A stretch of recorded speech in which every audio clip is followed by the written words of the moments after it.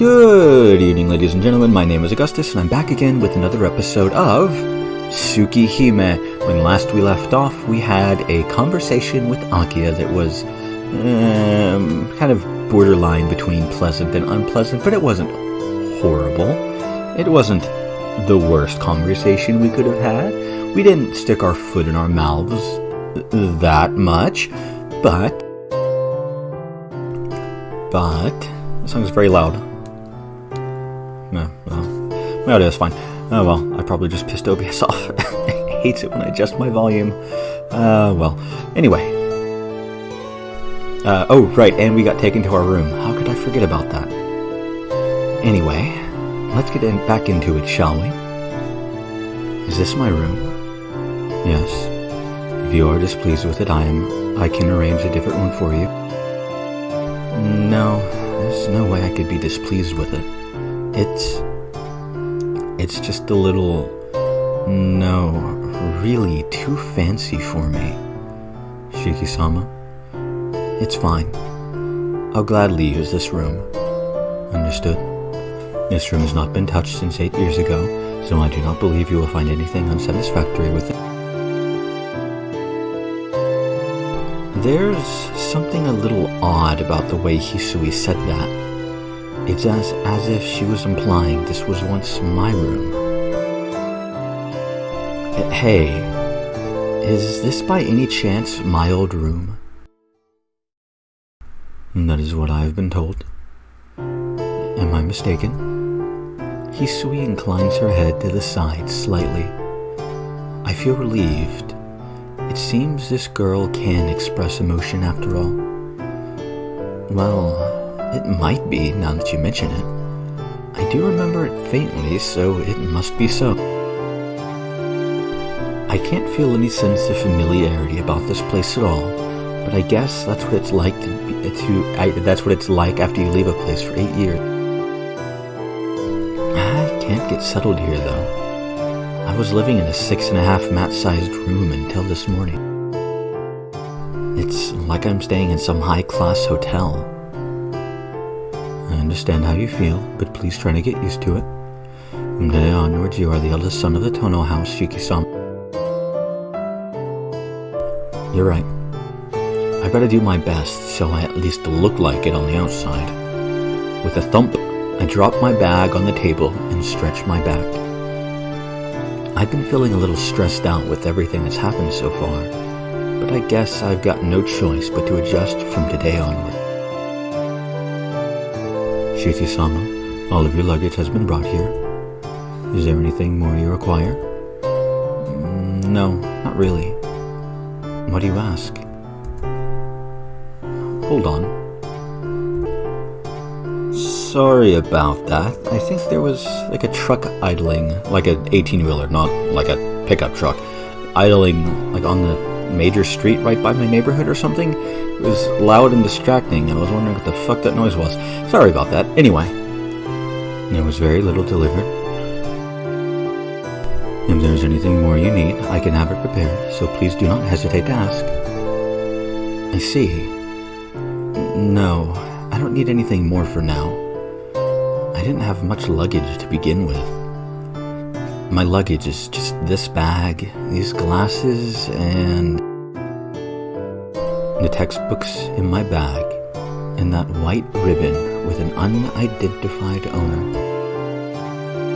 That's all. Ah, that's right. I haven't asked her the most important thing yet. Can I ask you something, Hisui? Yes. What is it, Shiki-sama? I'm sorry if I'm mistaken about this, but you and Kohaku-san are sisters, right? That's kind of a dumb question. They look almost like twins. Oh well. For an instant, surprise flashes in Hisui's expressionless eyes.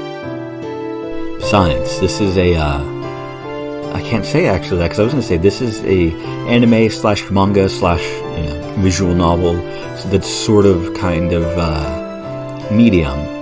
Well, inspiration, I guess. I don't know what word to use. And if somebody looks like somebody else, then they're related, or they want to do everything in their power to make you think they're related. Like, they have red hair. Anybody else that has red hair is not just a coincidence, except when it is. Then it's a coincidence.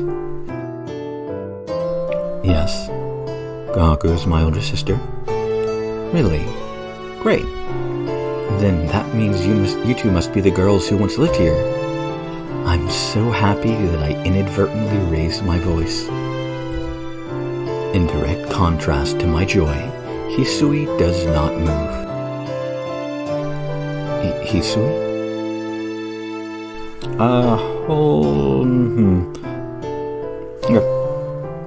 was checking scenes to see if this was a scene that I could use as a, yes, this is the, I'm sure I'm on the right route. Oh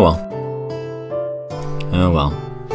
Hisui, you and Kohaku-san were the children taken in here, aren't you? We used to play together. I wonder if you remember. I close my mouth as soon as I speak. No. The girl I played with was the bright and cheerful one. The one who just gazed at us with those cold eyes has to be. I played together with your sister quite often. Hisui? Yes, I know. 2 years before you went to the Arima household, Makihisa-sama took in Nissan and I. I will probably make that mistake until I actually learn Japanese, which, knowing me, will probably not be ever. Oh well. Hisui speaks as if disinterested. It's good that I know Hisui and Kohaku-san are the twins from my memories, but it seems like Hisui doesn't think much of it. I see. I didn't talk to you much. I'm sorry for getting so worked up. You have nothing to apologize for, Shiki-sama. I must also apologize for my rudeness to you when I was younger. Hisui lowers her head. I feel really uneasy. I know Hisui doesn't mean to make me feel bad, but I don't know how to respond when a girl the same age as me says that to me. You have any other requests, Shiki-sama? No, nothing in particular. Very well. I shall come to call you in an hour's time. Please relax until then. As I expected, Hisui says everything with an expressionless face. By 1 hour later, she must mean dinner. But even if she tells me to relax, how would I do that here? The clock says it's around 6 o'clock. Usually, I'd be watching TV in the sitting room around this time, but I'm having serious doubts as to whether there's any such thing in this mansion. And I'm weird. I like eating dinner at like 5 or 5:30. And then, going to bed like 6 hours later, at least. Well, no, it'd be 7 or 8 hours later. Yeah, I usually go to sleep like 12 or 1, and I eat dinner at like 5. So that's, 7 hours later, I think, usually, because I typically go to bed at about midnight. So that would be 7 hours, yeah. Yeah. Oh well. I hate eating dinner late. Hisui, I know it's kind of a trivial thing to ask, but is there a television in this mansion? A television? Hisui's eyes narrow slightly.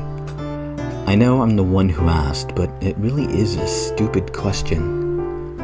I feel there's something wrong with asking about the presence of a TV in a luxurious mansion like this.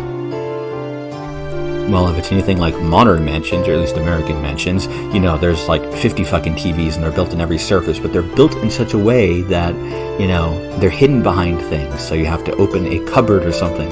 So it doesn't look like there's a TV, but there is a TV in everywhere that you might think you want to watch TV. At least according to, was not cribs, because that was just a TV on everything. I don't remember. Pictures that I've seen, videos that I've seen. I've never been in a mansion that I remember.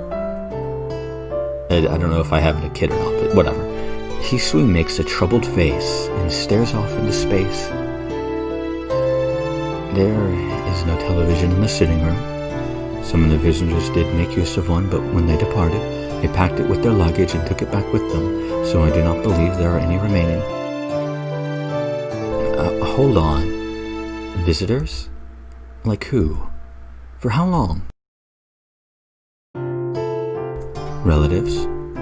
The eldest son of Kagami-sama from a branch of the family, Tozaki-sama's third daughter and her fiancé, and Kishima-sama's eldest son came to stay for close to 3 years. 3 years, huh? Hisui, that's what you call freeloaders, not visitors. Hisui does not reply. No matter what kind of people these freeloaders were, it seems that servants can't say anything bad about them. Well, at any rate, it seems like those relatives had brought, and taken back, their own luggage with them. My old man hated the product of modern culture, thinking them all vulgar. There was no way he would ever watch a TV. Akiya, who had been educated by him for the last 8 years, would probably be the same. Well, it's not like I'll die without one. Hisui is silent. Like a perfect example for servants, Hisui says nothing unless she is being asked a direct question. This is, of course, kind of depressing for me. I want to make that expressionless face break into a smile somehow, but that seems impossible with just any old half-hearted effort. Oh, there was a library on the first floor of the West Wing, wasn't there? Maybe I'll go find something to read when I have some free time. Hisui does not reply. She just stands there in the doorway. I can't even tell where she's looking. Hisui doesn't say a word. Suddenly, she looks straight at me. I believe there is one in Nesamon's room. I have no idea what she's talking about. There's one of what? Television. I remember seeing one in Nesamon's room. Hisui says as if remembering something from many, many years ago. You see, Kohaku-san does look like the type of person who'd watch those variety shows. But I balk at going to Kohaku-san's room to tell her, "Let me watch your TV." Sorry, just forget I ever asked. After all, I'd be living here from now on, so I've got to follow the rules of the mansion. God knows what sort of cynical comment I'd be in for from Akiya if I started watching television. It seems I'll be leading a scholarly student life fit for a member of the Tono family from now on. Alright, I'll be in my room until dinner, so just come and call me when it's ready. You've got other things to do, don't you, Hisui? Hisui nods in assent and turns around. Silently opening the door, she leaves the room. Dinner takes place with Akiya and I being face to face. I guess it's natural here, as Hisui and Kohaku-san do not eat with us, standing behind us to tend to our needs. I thought it would be natural if all 4 of us ate together, so you could say I'm caught off guard by this inexplicably tense dinner. I should mention at this point that I've totally forgotten anything related to table manners by now. Well, I do remember little pieces, so it's not like I'm a complete amateur, but humans tend to pack away unused memories into the corner of the mind. The tension was actually quite thrilling, with every one of my movements causing Akiya to raise an eyebrow. When I think about how I'll have to go through this every day, though, it's really depressing. Finishing dinner, I return to my room. It's still only just past 8 at night. It's too early to sleep, so what should I do?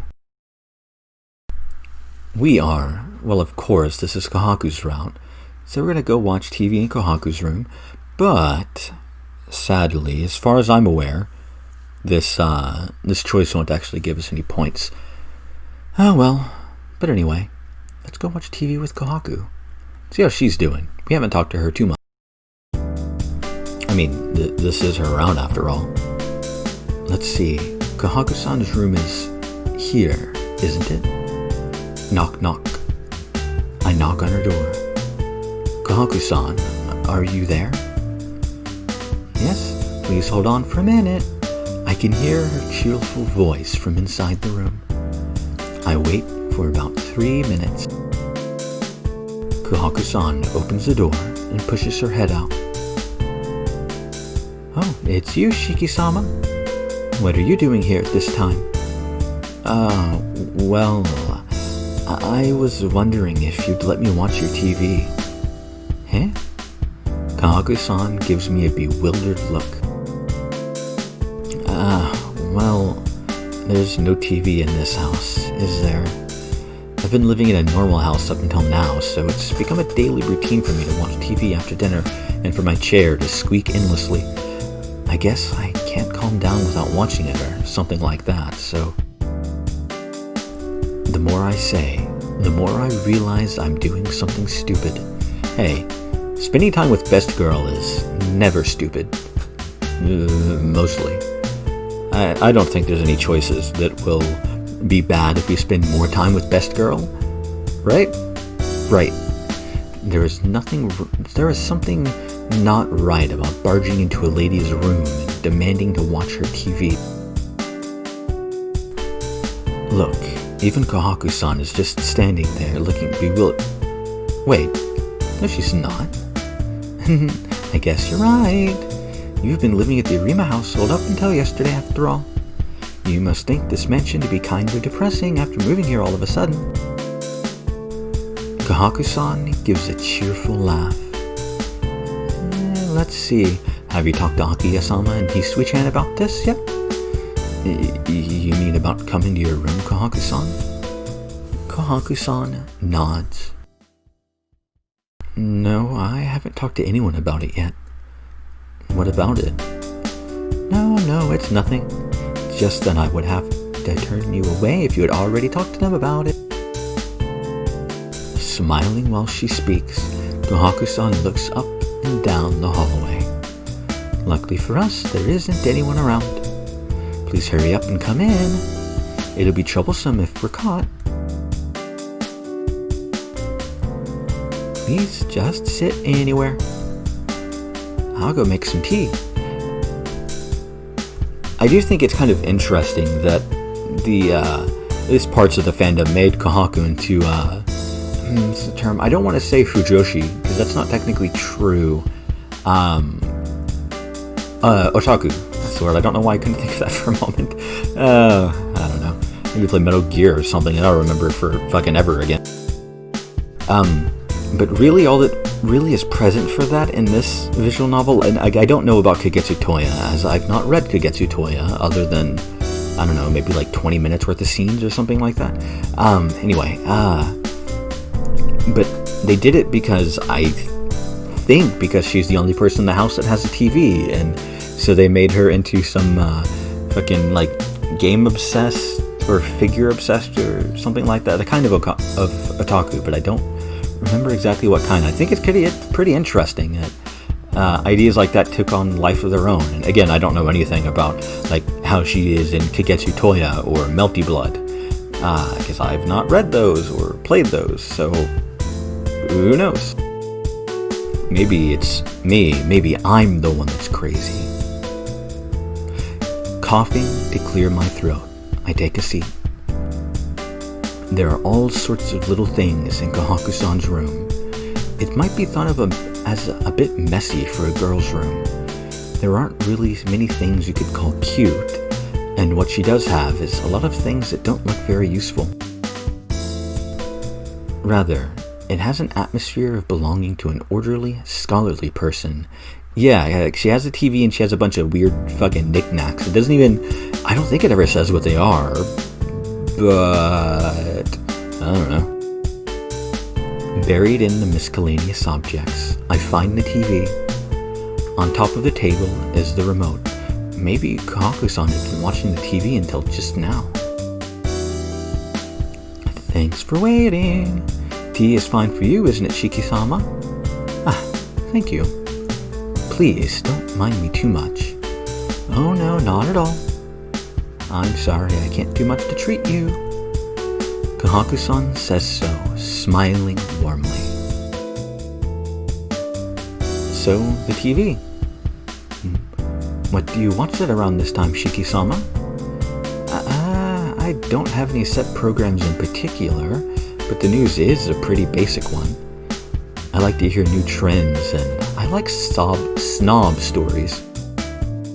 Like stories about rich, snobby people? Or is that supposed to be sob stories where they accidentally type it in? Oh well, who knows. Is that so?